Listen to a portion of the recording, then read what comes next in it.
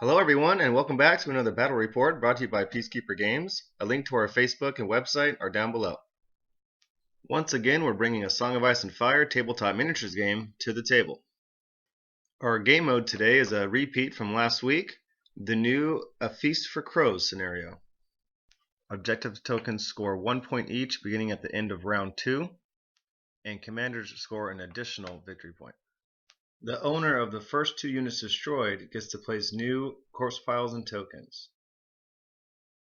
Setup for this game mode is 2 objective tokens in the center of 2 corpse piles, on the center line short range from each table edge. Let's take a look at the table after terrain and deployment has been completed. Jared went with 2 trees and I went with 2 spiked walls. I won the roll-off and chose to go first on turn 1. The intention of the Eddard Stark family list is cheese! We're going to take the 2 dire wolves up right into the spiked walls for a sacrificial movement, creating 2 more corpse piles that we can chill at in the corner and soak up victory points for the entire game. I could probably optimize the list for this strategy, but I was excited to get the whole family on the table. I also wanted to be the one challenging this strategy, but it was just not meant to be. And lastly, I'll say that if you want to test this strategy out, I will suggest sticking with it, because as you will soon see, I have an issue with continuing a plan. Let's get to introducing the units and check out Jared's terrifying list across the table. Okay, so I have Berserkers, Berserkers, Berserkers, Great Axes, Soren Swords with Great John, and Varys and Sons. Varys, no! Summer and Greywind ready to suicide bomb the spiked wall. We have Eddard's Honor Guard here. We have Rickon and Asha and Soren Swords. Brandon Hodor and Soren Swords. Shaggy Dog. And Robb Stark and Soren Swords. With the ladies of the family, Arya, Sansa, and Caitlyn on the tactic board. The old family list. Well, Mike's playing the game first, so... Hitting the top-down view, let's start with the Umbers. Great John and the Soren Swords is going to go fly over for that victory point token. We have Great Axes in the center, and we have 3 units of Death Machines ready to come destroy my corner strategy. As soon as Jared saw what my intentions were with the corpse piles and tokens and the wolves, he knew where to deploy those units. Over to the family list, up top we have Robb with Soren Swords, next to Shaggy Dog and Brandon Hodor with Soren Swords in the middle. Rickon and Asha and Soren Swords ready to pop Rickon over to Eddard whenever he needs to, and Eddard's ready to pounce on a new victory point token once it arrives. Round 1 begins, and to kick things off we have Arya Stark activating, grabbing the maneuver zone. He's going to try to Varys the maneuver, and he's going to roll a 2, unfortunately. So I get the free maneuver with Robb Stark, Soren Swords. Jared's activating the Berserkers and executing a march action. And next up is our ferocious Greywind, and he's going to be warged by Robb, and during the process get distracted and run straight into a spike and die. On Jared's turn, he's going to activate his commander's unit, and he's going to play Swift Advance to get a free maneuver before his action. Then he'll march right on top of that token and snag it before I get there. Next up, I'll grab Sansa and place her on the postman, grab a couple cards, and place a panic token on Great John in order to try and panic that token off of him later. Varys is 0 for 2, and there's the panic token. Jared activates another Death Machine and marches up, and with the pivot, he'll be able to snag that objective token. It's my go, and I'll use Caitlyn to grab the Crown Zone, and I'll try to zap Great John's unit. He is going to activate Varys once again, but again comes up short, rolls a 2. Varys is 0 for 3. With Direwolf's Fervor, a total of -1 brings it to a 2 for the panic test roll, which equals 4 wounds and a token drop. Jared is then going to move up with his Great Axes. Okay guys, remember when I said I had a plan? Well, I'm playing a game, having fun, got excited, and realized that Brandon Hodor could actually take care of business with the rest of Great John's unit. In my hand, I'm holding Swift Advance, Devastating Impact, and I still have Sansa, and the Great John unit is already down a rank. So I'm looking over and I can see with pre-measuring that I can get there. So I completely forget about the direwolf plan. Literally, this is the only thing I need to do is sacrifice the wolves for corpse piles. That's it. That's the whole point of this entire game. And I think, oh look, I can kill a unit. So I'm gonna go do that. With a little more measuring, I'm able to actually get in Great John's flank as well.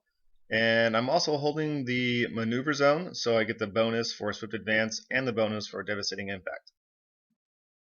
Here I'm using the arc to check the minimum distance I need for the charge roll, and then I realize that I have devastating impact, so with the bonus, it's an automatic 6, and I'm in.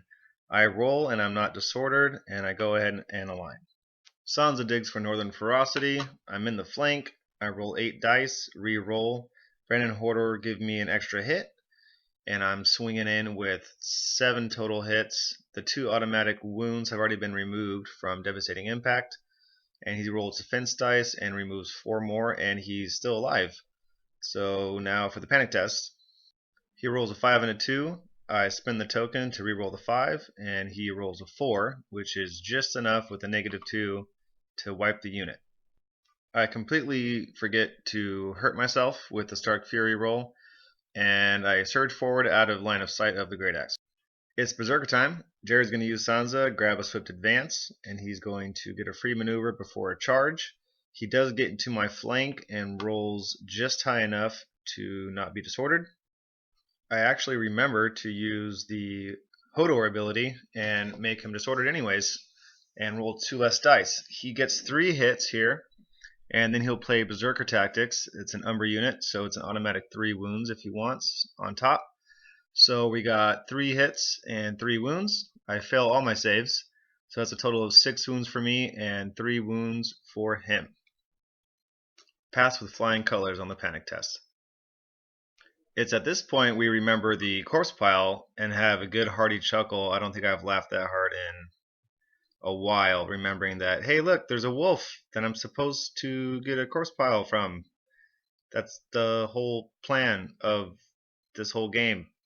But anyways, we talk it out, and we figured something like this, and I would have grabbed it, and then I passed my panic test, so I still have it. Rob activates and goes snags the token. Jared will activate Varys for a free attack. Berserkers only manage 3 hits with this attack, and I manage a single save, so that's 2 more wounds. I think about using my Direwolf's Fervor here, but I realize that he has the first turn next round and will wipe this unit no matter what.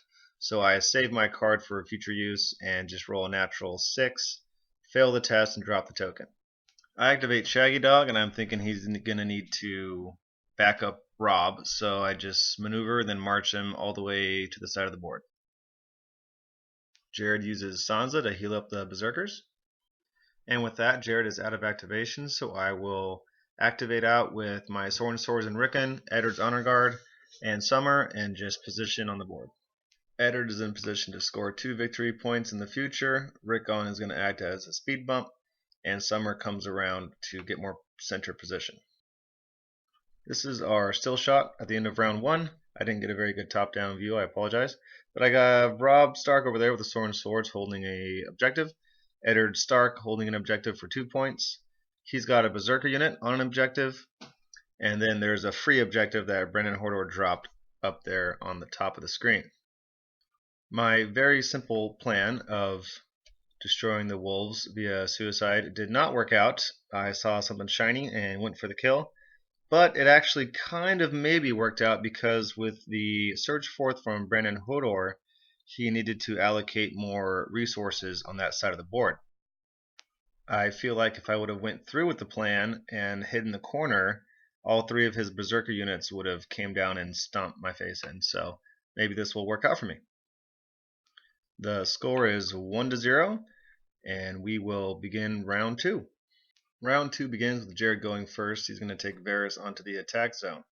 5 hits from the Berserkers and not enough saves will result in a victory point and a surge forth to claim the objective token.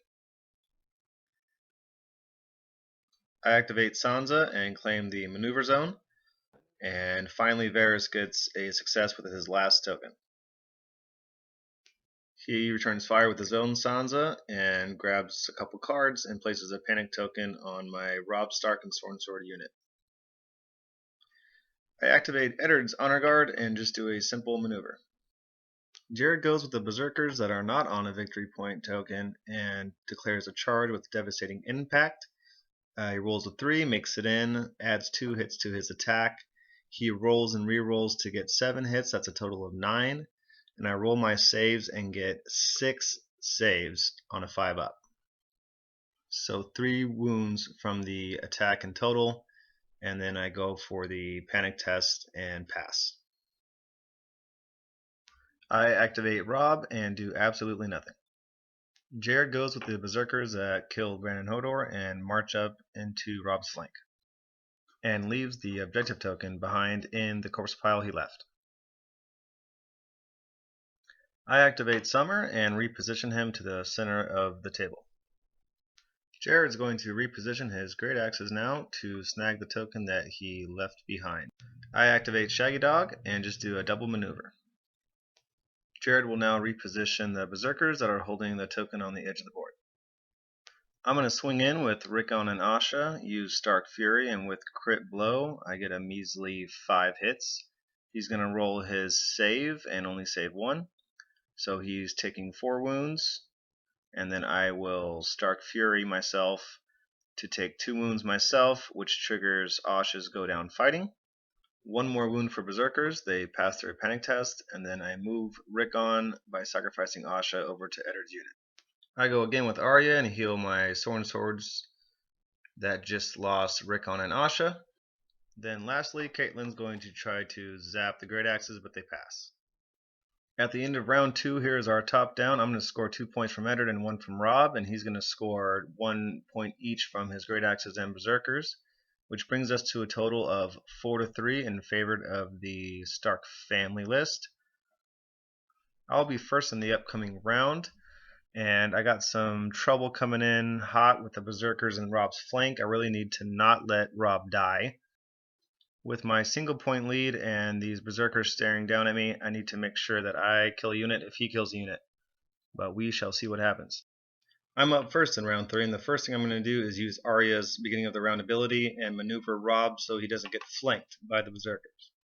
And then I will activate Caitlyn and take the attack zone. Swinging at full ranks, they're going to throw 8 dice, hitting on a 4-up.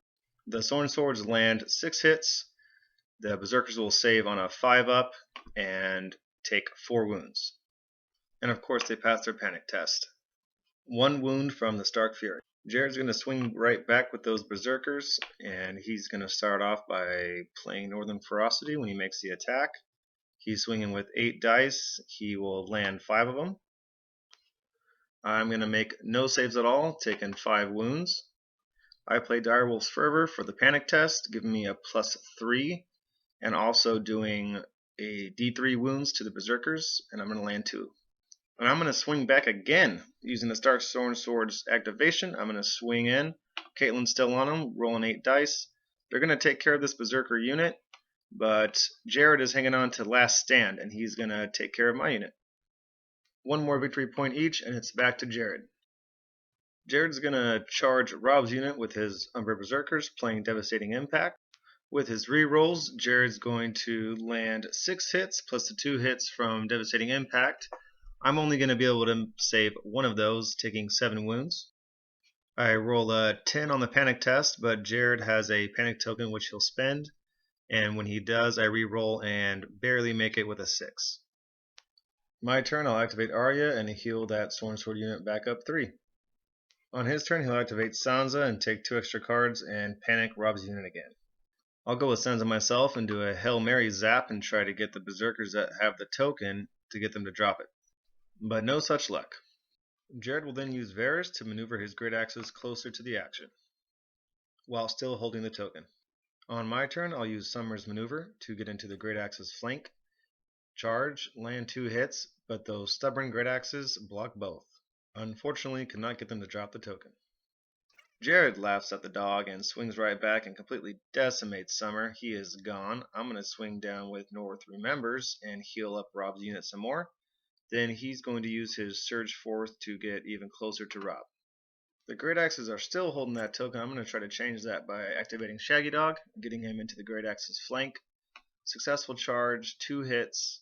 The Great Axes are actually going to take a wound this time, make a panic test, and because of the -4, they will drop the token. He plays Lash Out and doesn't want to risk rolling the D3, so auto 3 wounds to the dog and to himself. His Berserkers with the token will just stay seated. I activate Rob's unit and do an attack just so I can fully engage to prevent the Great Axe charge in the future.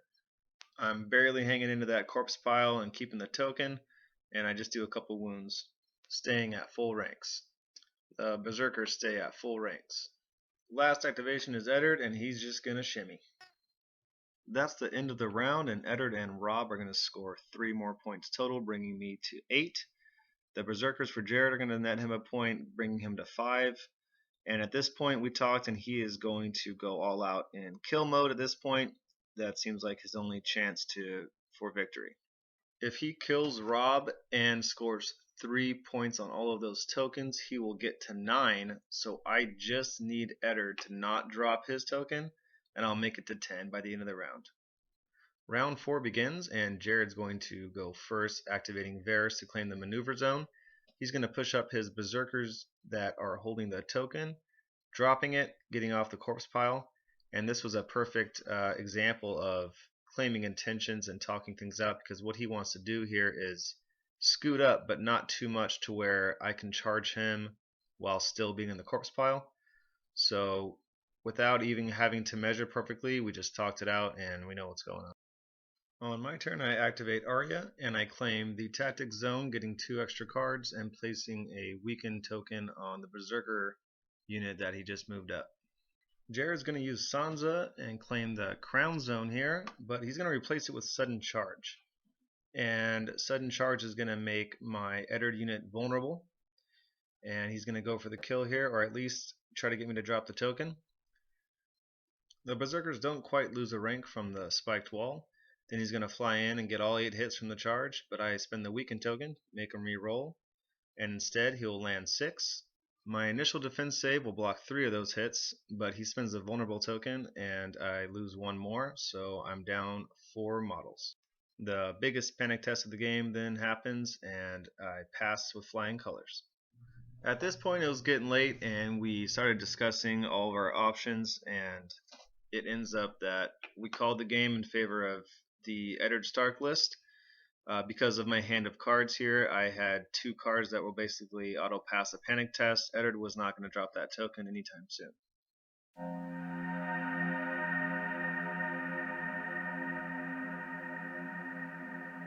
Here's the final top-down view of the final positions of the units.